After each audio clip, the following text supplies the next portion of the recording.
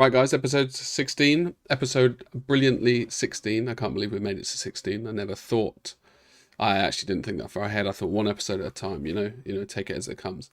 So today's episode is about models and painting hobby rooms. And, what do you need from a hobby room? And how does it affect your painting? So we're going to start the journey today because I'm going to go through all the different rooms I've had. Up so. Thus starts the episode journey. So we'll do our normal spiel, which means game in German. Which weirdly, I had to learn German to learn that, and I haven't learned German that well. But we'll go through the normal models, and then we'll go through the room. And I kind of was sort of searching for something to do today, and for the last 6 years, I've been documenting my rooms. Like each month, I'll take a photo of the room, and it's not just a photo; it's a series of photos. Basically, I take all the different, all the important. Well, you'll see. And actually, I didn't realize this goes far back as 2015. I believe it's 2015. Yes, it is. And I've been taking them since 2013, but I didn't get into the hobby till 2015. Although, yeah, you'll see. So, I think what I want to cover really in the room, the whole room thing is what is, a hobby room is such an important part of the hobby, and I've had 4 different hobby rooms now, right? And I'm in now my current one, obviously, otherwise I wouldn't be here. And I feel like you go through different iterations, different things, different goals, and we all seem to go through the same, as it seems from seeing photos online. So let's first do the models, and then we can go to the hobby rooms. So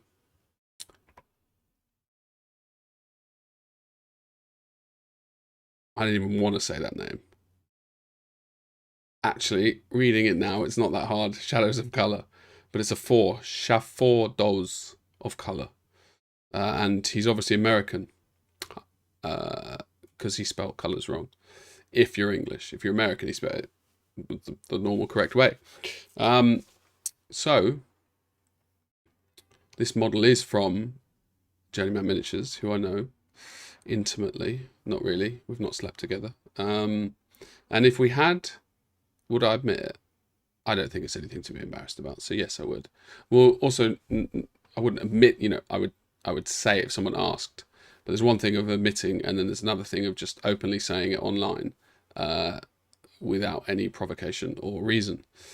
So I would, yes, if somebody asked, and I had, unless I had something to hide, or maybe it was breaking up families. In which case, then maybe I wouldn't. But they would have asked me then beforehand to be like, Jamie, can you keep this between us? And I'd say, of course. My word is my honor. Right, so back to subjects more prevalent is the Shadows of Color and the Garmr, which is weird because it's a sat nav, but it's a wolf. But anyway, I had to include this one because it shocked me in a good way. You don't often see them, models like this, where he's definitely not got a light in his mouth, but in every way it appears that way. Obviously it's not shining through the back, because if you did put a light, a powerful enough one, it would come through your eyes. Exactly what's happening here. So I can only assume that he has swallowed some radioactive juice and he's screaming with pain right now from the inside, flowing out. Also, Shadows of Color, if you're watching this, I should also put a disclaimer in that this is in some way satire. I don't really think that that's what you meant to paint, and the project. I realise if you've never seen this, and this is the Jamie style, basically where I just let my imagination run wild. And I feel a bit bad now, because if I do start tagging people, I feel like today's the episode to start doing that. Then in a way it might feel like I'm taking the piss, and I'm not in the slightest. So normally what I do is that style, and then we jump to the thing where I just give you some accolades and supportiveness. But yeah, so the real reason why I chose it is I just haven't seen a model like this before, really, where, you know, I've seen a lot of avatars from Eldar where they're on fire, and it feels like an easier sort of technique or skill to do, actually, oddly, when the whole model's built to be on fire. You know, it's got mold, it's got lava, it's got all that kind of carry on. Whereas here, it's just a wolf. So the execution had to be perfect, and I genuinely believe it is. It's got OSL going on everywhere, which is also hard, and you've made it look like a wolf. I think, in a way, it was a really good way to tackle it, because obviously the back, you've tackled it in a normal way. You know, no OSL except for his hair, but you've still had to, you know, basically paint on the fur. And I think what's cool here is you've got the OSL and you've got the fur. And another thing I think that's really cool is, for me, the model, when it's in daylight, as it were, it's hard because everybody's painting on fur, right? But the volumes on the sculpt, there is no fur whatsoever. So everybody's doing the same thing, which makes sense because it's a wolf. And a hairless wolf is like a baby wolf, and that's creepy. So, I mean, in every respect, it looks brilliant. And it looks brilliant and unique, you know? Two solid things there. Oh, no, okay. I was going to say, this is like off topic. I'm trying a new thing with the thumbnails as well, right? Where I just do ridiculous thumbnails. And I want to see how it affects it. Oh, and when I say ridiculous thumbnails, it's with my face. Last week I did the Eldar touching the nipple of the man. And now I'm upping it. And I'm going to see what different things of models that I'm referencing can do to me. There was a slight chance I was going to go topless, and the Eldar was going like that to my nipple, but I thought that's not cool. No one should see that, except for my wife and my child. Child doesn't care. Wife can't judge anymore because we're married. She can, but it's, you know, she can't voice it in any kind of meaningful way. Lazy. Right, so back to the beginning, and now the last model, because we've only got two models.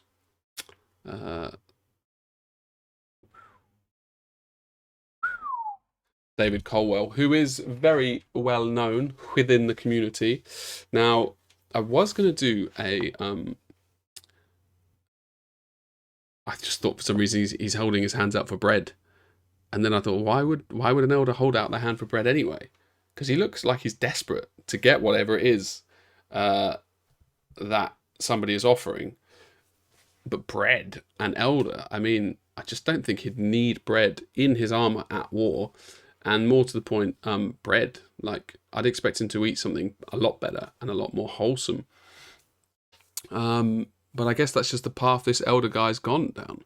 I mean, maybe he's doing a rogue, you know, elder, and he's just down a dark path, which happens to be the massacre of, I guess, mills, so that they can't get bread. I guess maybe he wants a monopoly on bread. He's killing all the mills to get the bread to sell it at an extremely high cost. Now, that is a bad plan, I will say. I don't know this Farseer's name, but the universe will have multiple bread makers. Maybe on this planet, maybe it's not decimated by war, and he has come down and he's destroying the mills to stop the flour being crushed, because he's already got all the flour crushed to make bread. But then why is he asking for this bread? Maybe he wants to sample the bread before he crushes everything. I don't know, man. I personally, I think that's a bad choice. You know, I think there are better ways to make money. And even more so as an elder, you know, you've got advanced technology. Kind of, why do you need money anymore as well? Like, I thought everything for them was like, it's like a communist state, but without communism, because it worked. It's weird. Anyway, maybe that's why. Maybe he's tainted by, I don't know, capitalism, basically the devil.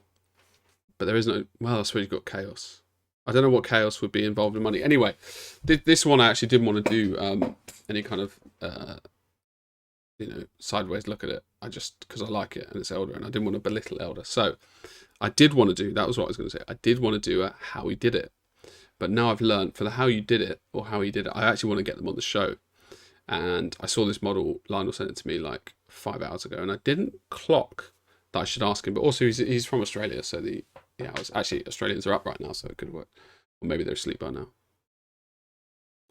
The Australian I was talking to earlier was awake when I was talking to him, but that was like 4 hours ago, so he could be asleep. Anyway, fantastic model, really fantastic, like brilliant. And I'm assuming there's stippling there at the bottom. It's got very much an airbrush vibe, right? Like that fade from the chest down, so the purple to the red. But I don't know if it is.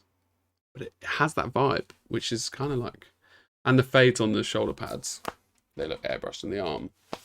So it's possible that he's using airbrush mixed in with, just fades.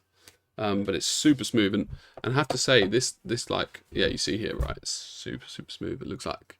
And if it is airbrush, he's got exquisite control.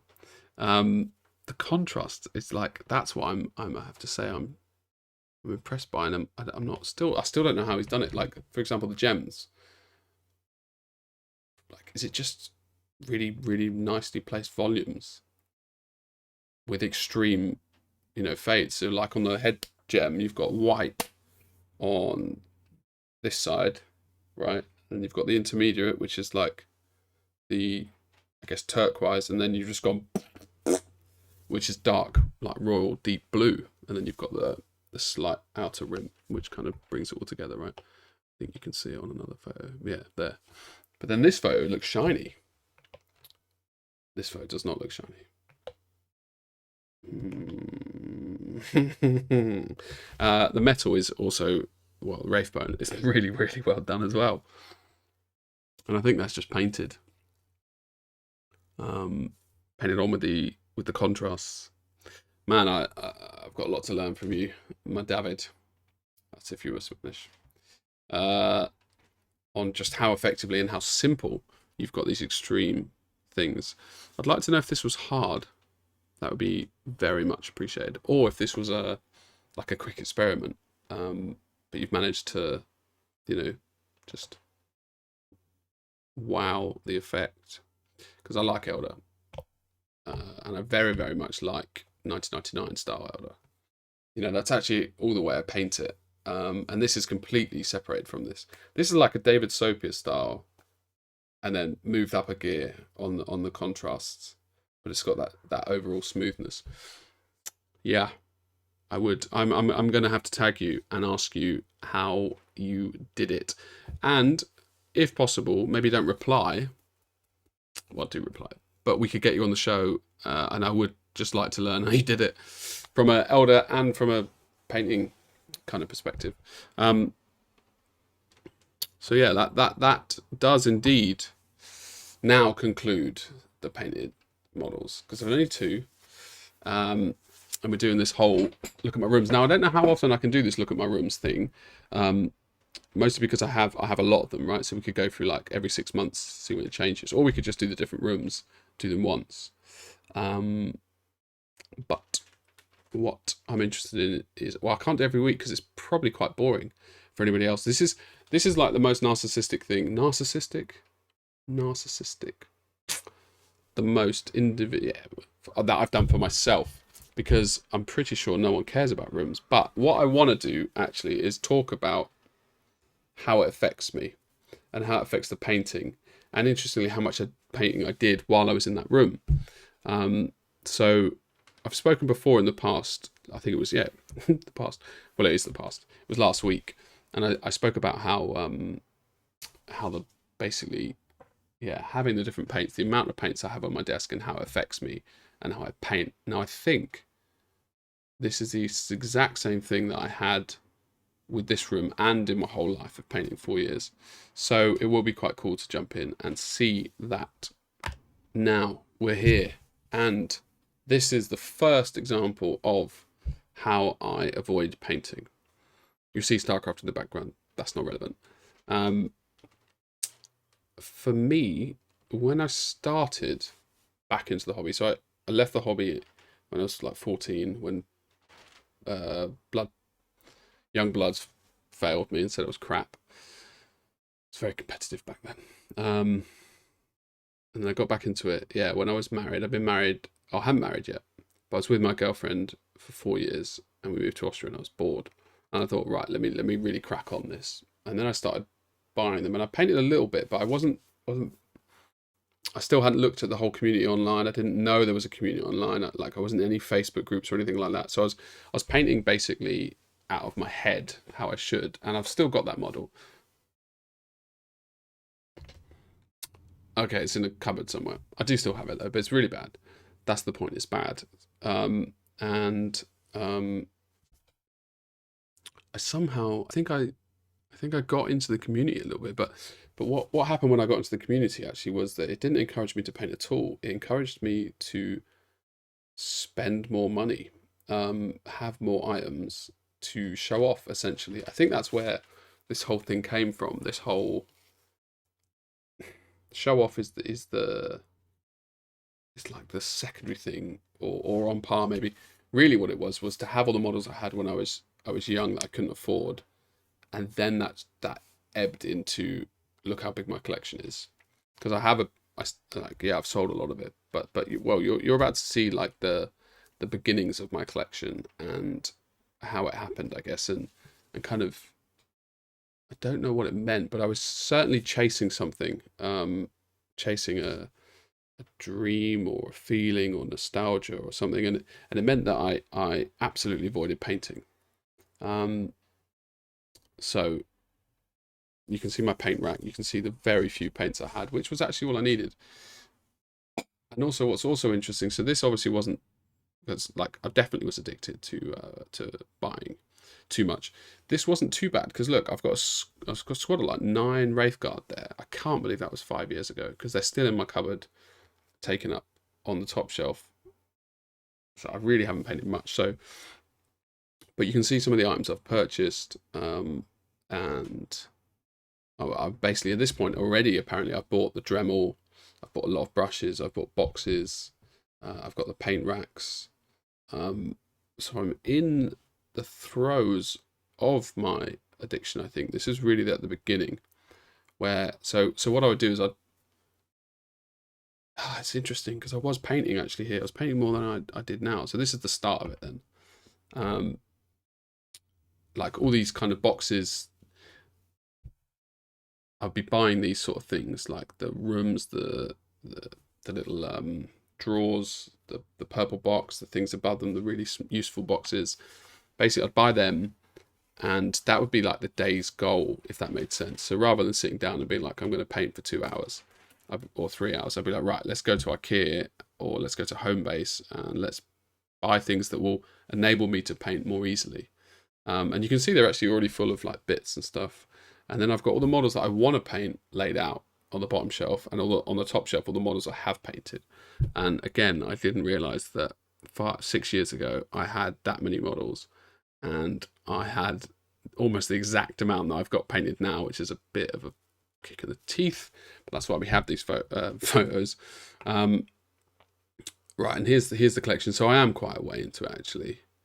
Fuck me, how long have I been buying here? In 2015, probably like 2 full years of buying maybe, and just constantly searching on eBay. That was another big addiction of mine, the eBay addiction. Bloody hell, that could be a whole video in its own. I'm getting retrospective and sad and also excited, because I love seeing those models. So we're back to the shelves apparently. Did I just include it twice? Right, and this is the new stuff that I was buying, and this was the last time I bought. So those Eldar there were the last things I bought from Games Workshop. I think one more army box possibly from them, but it didn't come in a box, so I was... Oh, okay, interesting. I thought there'd be more, but I suppose this is me documenting my room, and my room at that time was very, very small. So I guess the kind of thought process was kind of avoid painting, basically. Too scared to paint, but wanting to spend money to avoid painting, but also to feed this addiction. But I think the addiction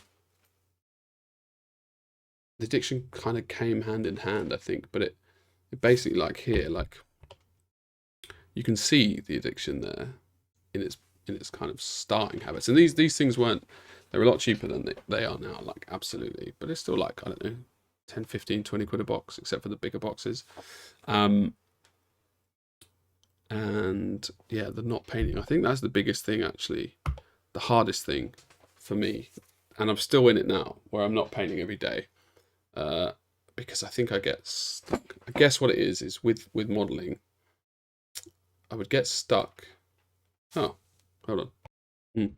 Anyway, I've got them there, but just to quickly briefly go over it, I'd get stuck, right?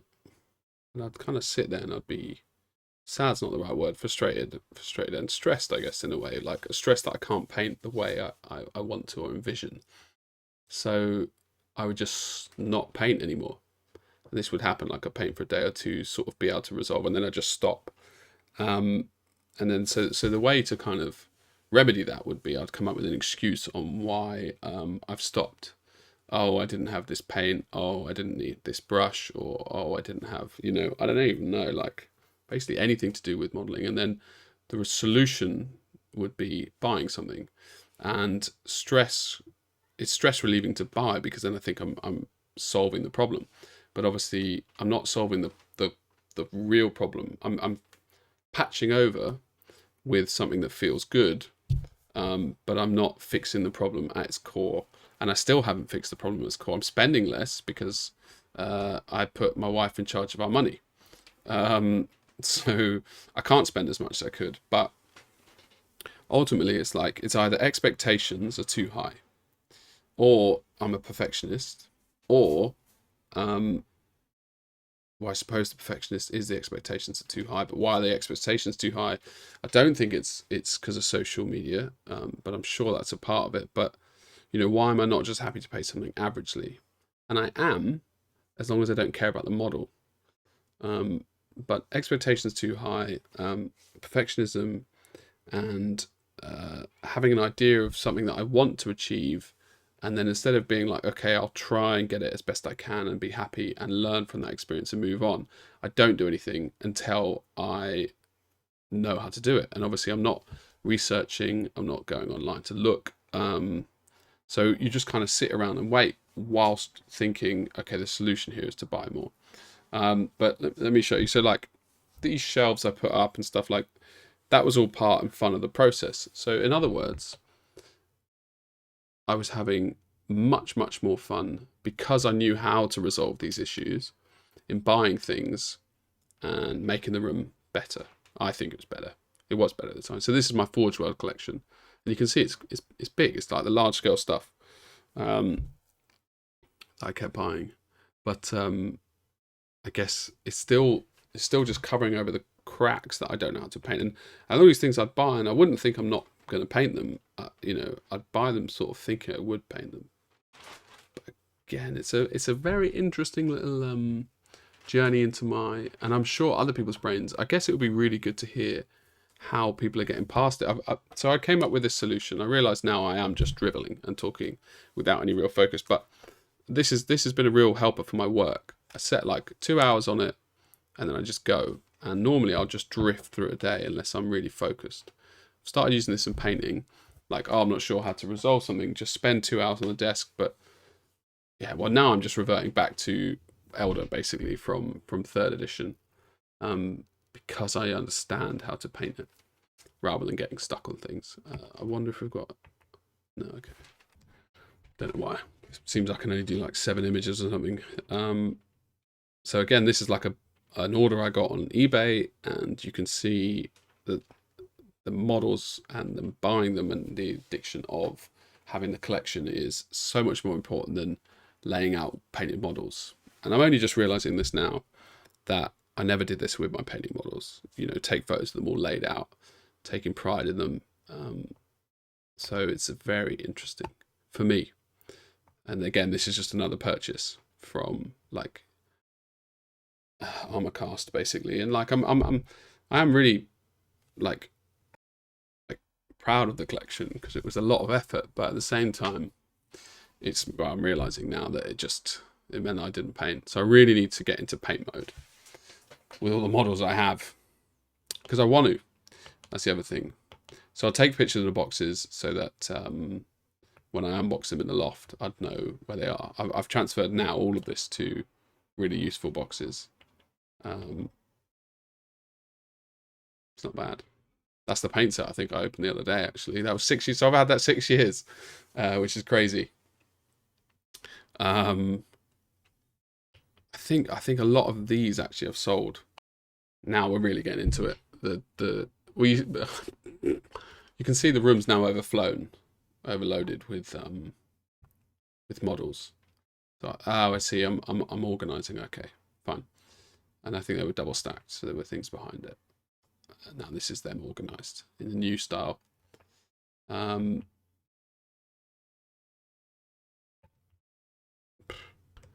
now we're back. I was kind of hoping that I'd have a close up of that of the painted ones. But yeah, what have I learned? I've learned a fair amount, and this forced purchase ban is going well, but I'm still not painting as much as I should.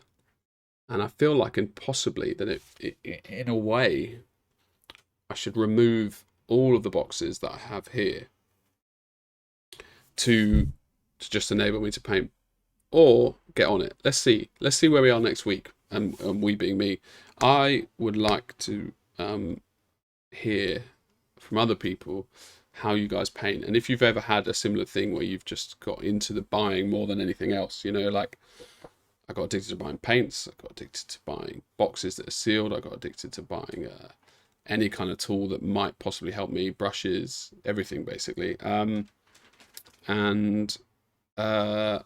Yeah, that's basically it. I think a squad, it's tough actually, because I started painting some Terminators from 1999 and I wanted to do them in the style, but the reason why it's tough is because there's no creative freedom. You know, like it's just like being in a model workshop where you're just painting the same model 5 times without any fun, without any creativity. But then when I do something creative, I kind of get stuck. Maybe I need to do 28mm creative. Lionel's been banging on me to do that, so it does kind of make sense. Right, this is half an hour. Bloody hell. Sorry, everyone. Enjoy, and let me know if you made it this far, because I'm impressed if you did. And I love you all still. Your comments are brilliant. Sincerely enjoy them. And I should reply from last week, so I'm not sure I did. I always read them late at night, and then I don't reply. Cheers.